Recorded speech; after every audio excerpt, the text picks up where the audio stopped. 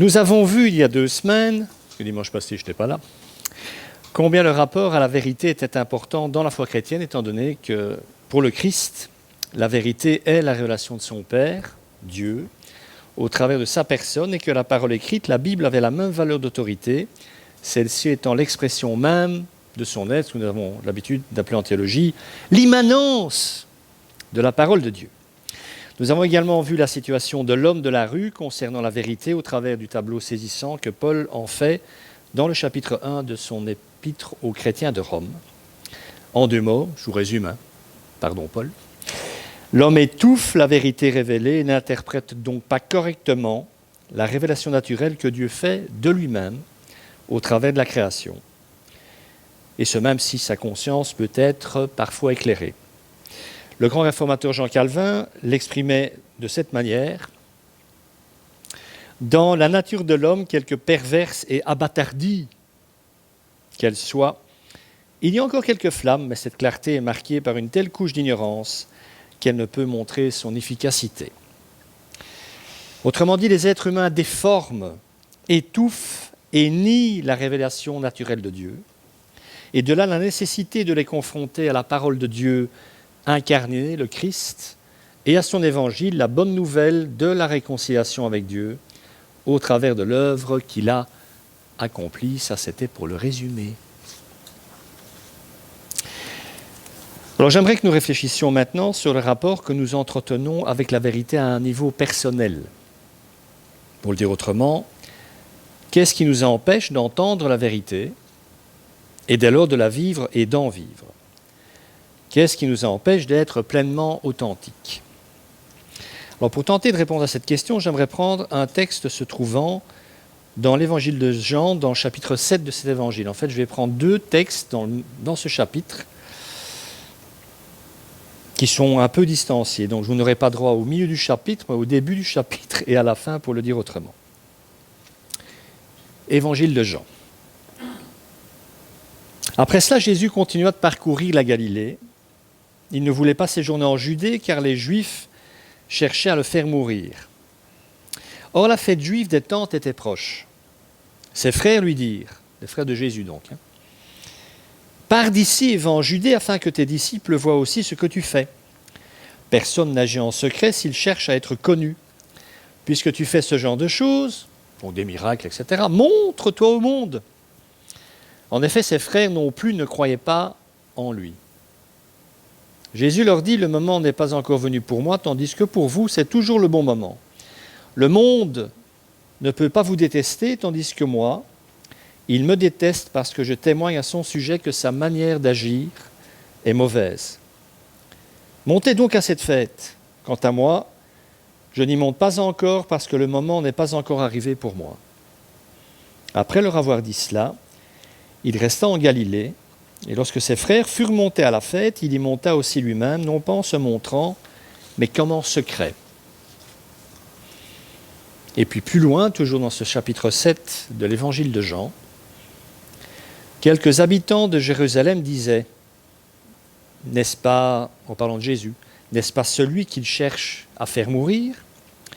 Et le voilà qui parle librement, et ils ne lui disent rien. Est-ce que les chefs auraient vraiment reconnu qu'il est le Messie ? Cependant, celui-ci, nous savons d'où il est, tandis que le Messie, quand il viendra, personne ne saura d'où il est. Jésus enseignait dans le temple, il s'écria alors, vous me connaissez, et vous savez d'où je suis, pourtant je ne suis pas venu de moi-même.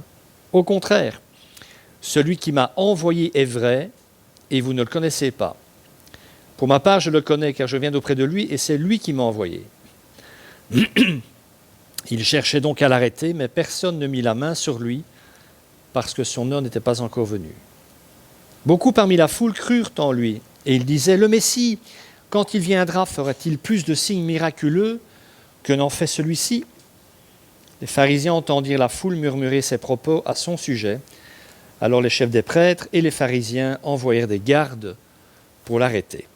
Dans ce passage, à 2 moments différents, nous sommes en présence de 2 groupes principaux de personnes qui sont confrontés à Jésus et à son message. Alors d'un côté, à ses frères, Jacques, Joseph, Simon et Jude, dont 2 d'entre eux nous laisseront 2 épîtres dans le Nouveau Testament.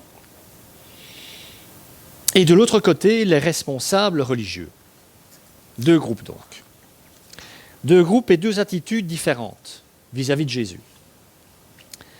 Les pharisiens et les enseignants de la loi de Moïse visiblement hostiles, et les frères de Jésus visiblement enthousiastes, qui poussent leurs frères à se rendre à Jérusalem pour la fête des tentes et à y perpétrer quelques miracles supplémentaires. Deux attitudes très différentes, l'une qui manifeste de l'incrédulité, les chefs religieux qui ne croient pas en Jésus, et l'autre qui manifeste, justement, qui manifeste quoi quant à l'attitude des frères? Il y a, c'est vrai, un mieux de la part des frères de Jésus, puisque, rappelez-vous, au début de sa prédication publique, l'évangile de Marc nous dit que Marie, la maman de Jésus, et ses frères et sœurs, justement, sont venus pour récupérer Jésus. Lorsqu'il l'a pris, donc quand sa famille apprenne que Jésus enseigne la venue du royaume de Dieu, les membres de la famille de Jésus vinrent pour s'emparer de lui, car ils disaient « il a perdu la raison ». Lorsque la famille apprend que le fiston guérit des malades et enseigne que le royaume de Dieu est proche, ils le prennent pour un fou. Ils veulent le récupérer avant qu'il ait dit et fait trop de bêtises. En d'autres termes, ils veulent le colloquer. Il y a donc, on pourrait dire, première lecture, il y a donc une sacrée évolution dans le chef des frères. Et on est fou de joie pour Jésus. Ses frères croient en lui.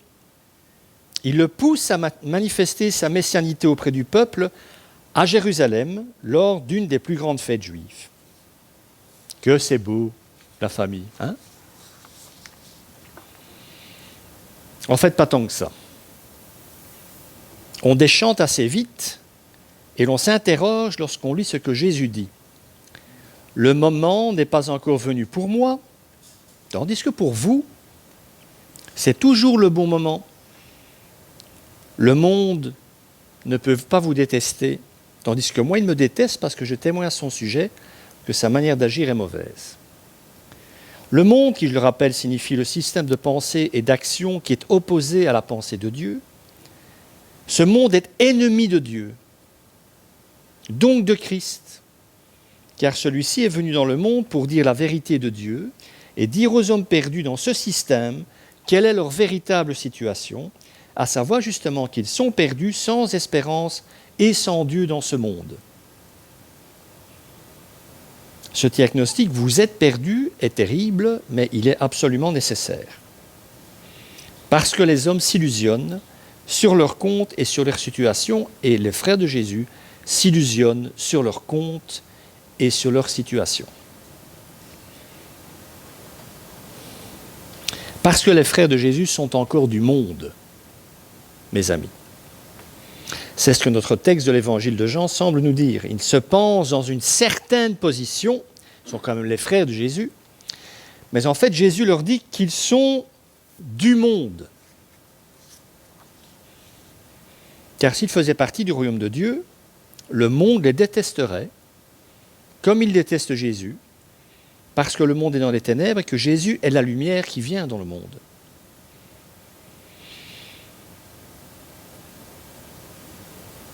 Mes amis, les vrais disciples de Jésus connaissent des soucis avec le monde. Ils souffrent de ce qui s'y passe. Et comme ils y rendent témoignage à la vérité, à l'Évangile, ils rencontrent de l'opposition, tout comme leur maître. Alors, si nous ne rencontrons, petite parenthèse, jamais d'opposition, c'est parce que notre témoignage est insipide, incolore, inodore, peut-être même inexistant. Et si notre cœur ne souffre pas de ce que le monde fait, il faut peut-être s'interroger sur l'état de notre cœur. Oui, mais alors, si les frères de Jésus sont encore du monde, mais Yves, c'est qu'ils ne sont pas du royaume de Dieu, c'est exactement ce que je dis. Et c'est ce que dit Jean. S'ils appartiennent au monde, ils ne croient pas. Ils n'ont pas la foi. Ils ne sont pas de la vérité. La vérité n'est pas en eux. Et Jean le dira d'ailleurs clairement. En effet, ses frères non plus ne croyaient pas en lui. Ouais, mais les pharisiens et les scribes, ouais, d'accord, mais les frères de Jésus, ah mes amis, les apparences. Alors c'est vrai, on a l'impression que les frères de Jésus sont tout de même dans une spirale positive par rapport à leurs frères aînés. Mais la vérité, c'est qu'aucun des deux groupes ne croit, ni les pharisiens ni les frères, même si leur attitude est totalement opposée. La question que je me pose, et que je vous suggère donc de vous poser aussi, est donc de savoir si au-delà des apparences, ces deux incrédulités, ces deux absences de foi, ces deux refus de la vérité révélée par Jésus ont la même racine. C'est important car nous souffrons peut-être du même mal. Certains ne croient clairement pas, ils sont hermétiques, ennemis de toute idée que le Christ puisse être la vérité. Et ce groupe, dans notre texte, est représenté par les pharisiens. Tandis que d'autres peuvent se réjouir d'une certaine manière de cette vérité, mais n'y prendre en fait aucune part. Ce groupe est symbolisé dans notre texte par les frères de Jésus. Jean nous dit donc, en somme, que l'on peut émettre des signaux différents quant à la vérité, quant à l'Évangile, une forme d'enthousiasme comme les frères de Jésus, ou une franche opposition comme les pharisiens, et être en fait dans le même camp. Celui du monde, celui s'opposant à la vérité, celui d'opposant à Dieu. Ces deux incrédulités ont-elles la même racine? Pour essayer de répondre à cette question, je vous propose de réexaminer notre texte, et en particulier le dialogue de Jésus avec ses frères. Je reprends la section versets 3-4. Ses frères lui dirent, « Pars d'ici et va en Judée afin que tes disciples voient aussi ce que tu fais. Personne n'agit en secret s'il cherche à être connu. Puisque tu fais ce genre de choses, montre-toi au monde. » Et je vous rappelle la réponse de Jésus. « Le moment n'est pas encore venu pour moi, tandis que pour vous, c'est toujours le bon moment. Le monde ne peut pas vous détester, tandis que moi, il me déteste parce que je témoigne à son sujet que sa manière d'agir est mauvaise. » Et enfin, verset 10, « Lorsque ses frères furent montés à la fête, il y monta aussi lui-même, mais pas en se montrant, comme en secret. » Énigmatique, c'est quand même. Alors, ce qu'il faut comprendre, c'est dans ce passage, on peut passer à côté, comme souvent dans les textes bibliques. C'est pour ça que Dieu a inventé les pasteurs, qui se prennent la tête. Il y a ici une opposition entre venir dans la lumière et venir en secret. Les frères de Jésus, on l'a dit, poussent celui-ci à se révéler en pleine lumière. Et lui désire rester en retrait, car, dit-il, son temps n'est pas venu. Alors, il y a forcément beaucoup de choses à dire sur ces deux versets. J'ai donc tenté de ne rien oublier, car tout ça est terriblement important pour notre compréhension de l'origine de l'incrédulité des frères de Jésus. Je me suis, comme souvent, demandé par quel bout j'allais aborder la chose, et comme souvent, j'ai décidé de me poser des questions, et une en particulier que me suggère le texte. Quelle lumière les frères de Jésus lui suggèrent-ils de rechercher?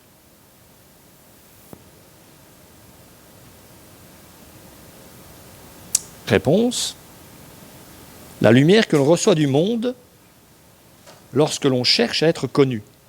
Je vais dire autrement, dont les frères de Jésus poussent Jésus à la notoriété. Pas être reconnu, à être connu. Les frères de Jésus lui suggèrent donc de se rendre à Jérusalem, d'en mettre plein la vue à tout le monde, dans le but d'en récolter quoi? Parce qu'ils ne pensent pas à Jésus là, ils pensent à eux puisqu'ils sont du monde. Il n'y a que ceux qui sont du royaume qui ne pensent pas à eux. Les autres, ça prouve bien qu'ils sont du monde, ils ne pensent qu'à eux. Alors à quoi pensent-ils les frères? À la gloire, pardi. Alors celle de Dieu? Non. Non, la gloire personnelle. Gloire qui, dans ce cas, rejaillira sur eux, sur les frères de Jésus. Si Jésus se couvre de gloire à Jérusalem lors d'une des plus grandes fêtes de l'époque, une partie de sa gloire va retomber sur eux. Ils cherchent la lumière pour Jésus et l'ombre de cette lumière, pour eux-mêmes, sa gloire rejaillira sur nous. Alors, c'est une tentation classique, mais ça marche toujours bien. Le diable, il n'a pas vraiment besoin de revoir ses classiques. On tombe toujours dans le même panneau. Donc, il Il est tranquille, le diable. C'est une tentation que notre Seigneur lui-même, à laquelle notre Seigneur lui-même a dû faire face. Rappelez-vous, le diable transporta encore sur une montagne très élevée, lui montra tous les royaumes du monde et leur gloire et lui dit « Je te donnerai tout ça si tu te prosternes pour m'adorer. » Il est légèrement tombé sur un os, on le sait bien. Donc cette attitude de cœur, je reviens aux frères, manifeste effectivement que les frères sont encore dans les ténèbres et qu'ils n'ont rien compris à la vérité qu'est venue révéler leur frère. Jésus n'a jamais voulu de la gloire que peuvent donner les hommes, car c'est la gloire de Dieu qu'il est venu annoncer. Jésus ne fait rien pour et par lui-même, mais pour son Père et par son Père, et pour la gloire exclusive de son Père. C'est une bien terrible et pâle lumière que notre 4 compères recherchent en fait. En effet, faire partie du royaume de Dieu, c'est tout faire pour que le roi et Dieu de ce royaume soit connu et glorifié. C'est ne plus rien faire pour soi ou par soi-même, mais pour Dieu et par sa puissance d'amour. Ils se sont trompés de royaume, ceux qui pensent qu'on peut obtenir une gloire personnelle en servant Dieu. Ceux-là font encore partie du royaume de ce monde, du royaume des ténèbres. Alors il y a un constat assez terrible qu'on peut faire à ce stade-ci, c'est que nos 4 frères recherchent la lumière du royaume des ténèbres alors que le roi du royaume de Dieu est leur demi-frère. Nul n'est prophète en son pays, a dit Jésus, ni dans sa famille, apparemment. Jacques, Joseph, Simon et Jude sont encore aveugles à la lumière du royaume de Dieu. Alors Jésus va également faire allusion à sa gloire à lui, c'est vrai. J'ai parlé qu'il faisait tout pour la gloire du Père, mais il va quand même faire une petite allusion dans l'Évangile à sa gloire à lui. Il va dire que le moment n'est pas venu pour lui d'entrer triomphalement dans Jérusalem. Alors cette entrée étant désirée par ses frères, nous le savons, Jésus la fera bel et bien plus tard, lorsqu'il sera acclamé par la foule versatile et assassine, au cri de « Hosanna, béni soit celui qui vient au nom du Seigneur », on connaît. Mais là encore, il témoignera de son humilité en faisant cette entrée monter sur un ânon, petit âne, lors de ce qui sera sa dernière Pâque à Jérusalem. On n'a jamais vu un roi parader sur une telle monture. La gloire de Jésus a quand même solidement quelque chose à voir avec l'humilité. Mais l'endroit et le moment où la gloire du Fils sera vraiment révélée, paradoxe des paradoxes, c'est à la croix. C'est là le moment auquel Jésus fait allusion dans notre texte.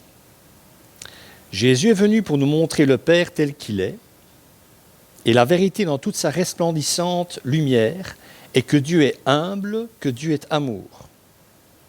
Jean 17, verset 5, quand il prie pour ses disciples, « Maintenant, Père, révèle-toi toi-même ma gloire, Maintenant, Père, révèle toi-même ma gloire auprès de toi, en me donnant la gloire que j'avais auprès de toi avant que le monde existe. »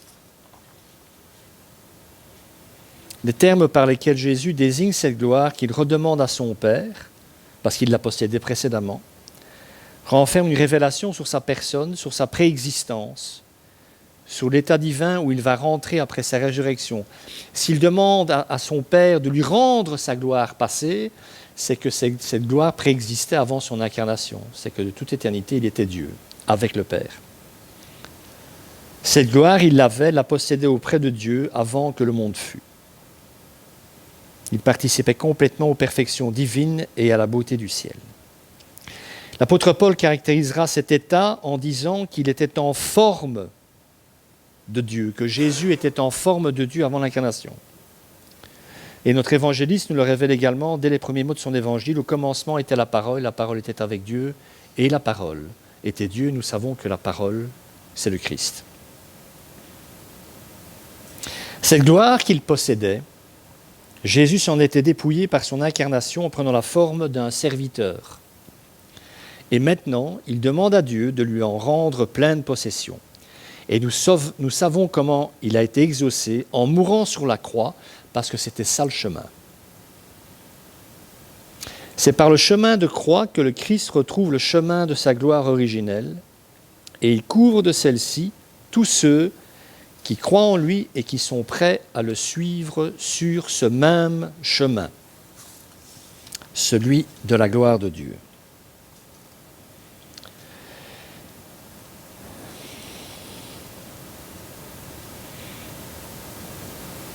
Autrement dit, qu'est-ce que la gloire recherchée par les hommes et auprès des hommes pourrait bien avoir de commun avec celle manifestée par Jésus et portant le sceau du royaume?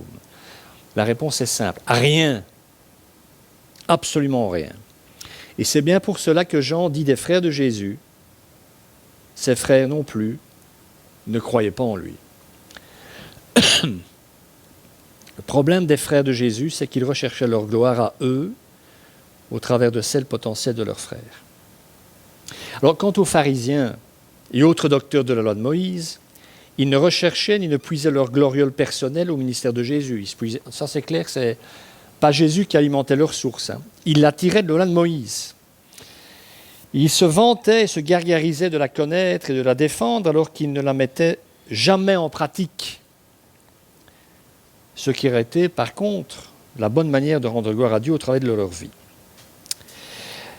La racine du mal qui ronge les frères et les pharisiens et qui les ferme à la vérité, c'est bien la gloire personnelle. C'est l'orgueil.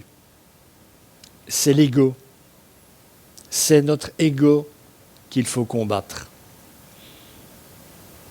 Et celui qui ne vit que pour lui-même, qui n'a que lui-même comme but et son bonheur personnel, ne peut pas ne vivre que pour Dieu, ce qui est la loi du royaume, et ne vivre que pour les autres, ce qui en est l'accomplissement. Alors que faire de tout cela à titre personnel, me direz-vous? Je pense que comme souvent, il faut oser nous poser la question. Est-ce que je recherche la gloire de Dieu dans tout ce que je fais?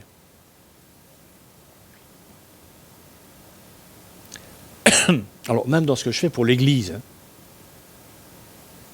Parce que l'Église, ça peut se transformer dans le plus grand piège à con que l'histoire ait connu. Peut se réaliser dans l'Église.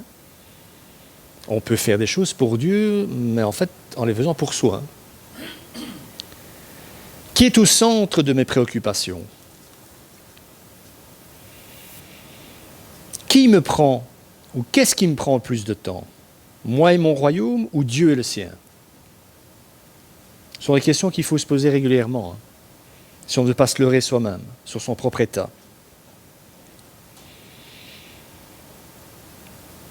Vous savez ce qui caractérise toujours ceux qui recherchent leur propre gloire, ce que Jésus appelle gagner sa vie par opposition à la perdre en se consacrant à Dieu, c'est que dans leur manière de vivre, ils manifestent qu'ils ont un pied dans le royaume et un autre dehors, du moins c'est ce qu'ils pensent. Le problème, c'est que l'on a les deux pieds dans le salut et la vie en Dieu, ou pas de pied du tout. Il n'y a pas de bande centrale entre le royaume de Dieu et le monde. Vous êtes dans un camp ou vous êtes dans l'autre. Alors comme les frères de Jésus, nous pouvons parfois nous réjouir d'une sorte de joie liée à Jésus parce que nous sommes de son bord. Mais quelle est cette joie qui ne porte aucun fruit?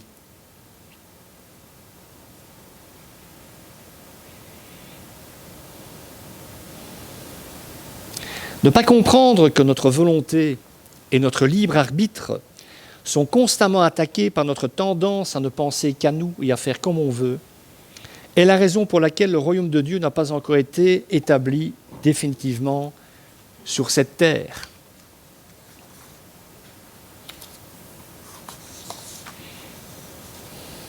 Ceux qui ne croient pas en Dieu, ceux qui pensent qu'ils y croient et ceux qui y croient, qui sont passés par la nouvelle naissance, souffrent potentiellement de la même maladie.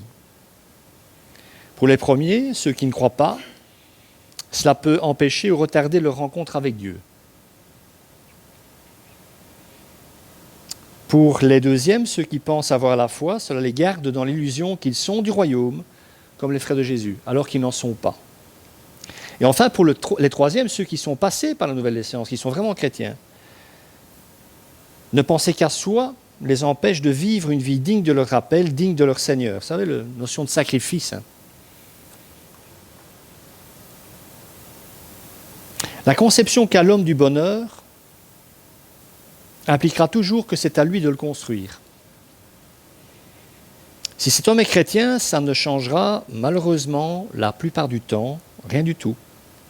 Si ce n'est qu'en cas d'échec, il imputera celui-ci à Dieu. Je ne suis pas heureux, donc c'est ta faute. En fait, si tu n'es pas heureux, c'est parce que tu ne me sers pas. Tu vis une vie que je ne t'ai pas demandé de vivre. Tu ne vis pas une vie que je t'appelle à vivre. Donc la vaine gloire dont parle l'Évangile, la gloire qui met l'homme au centre de tout, est la plus vieille ruse du monde. Rappelez-vous déjà la Genèse, vous serez comme des dieux.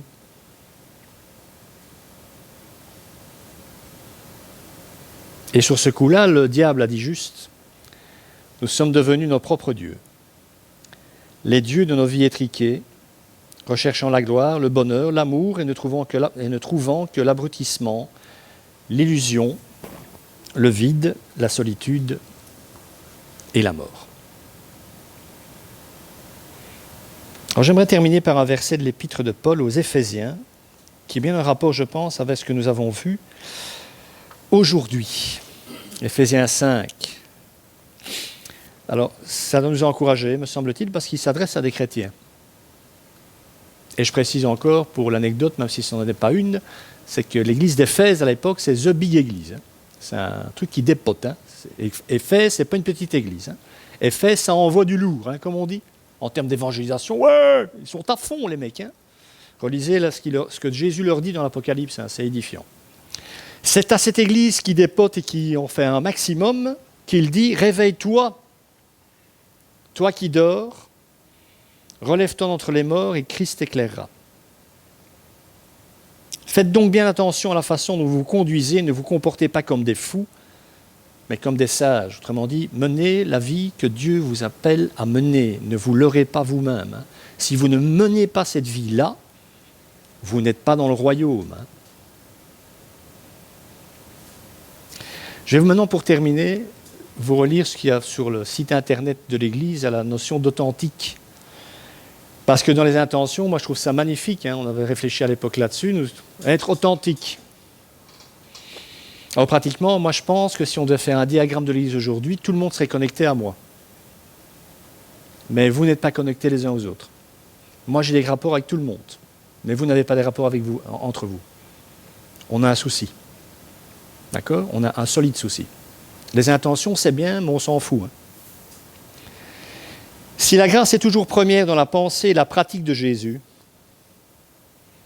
elle va toujours de pair avec la vérité, la lumière. Il n'y a pas de changement sans apport de lumière, sans que l'obscurité qui couvre notre capacité de prise de conscience ne soit dissipée.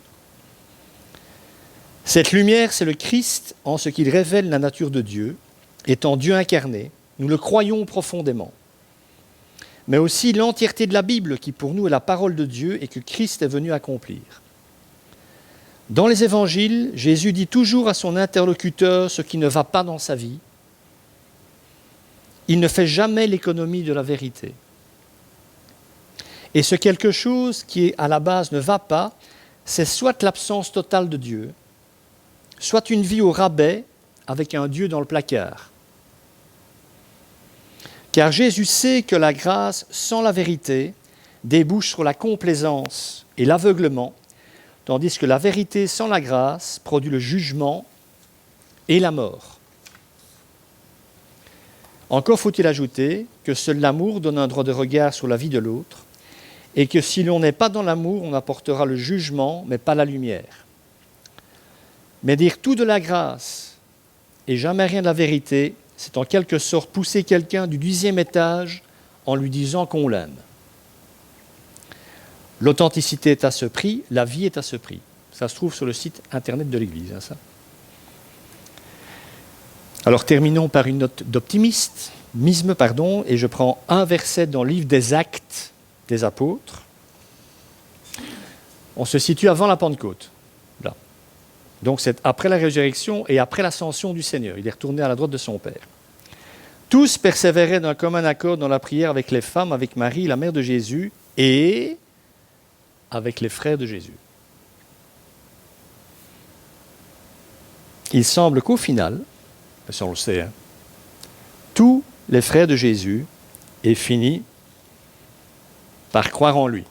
Et on sait au moins qu'un d'entre eux est mort martyr. Mais pour ce qui concerne les martyrs, il faudra attendre dimanche prochain.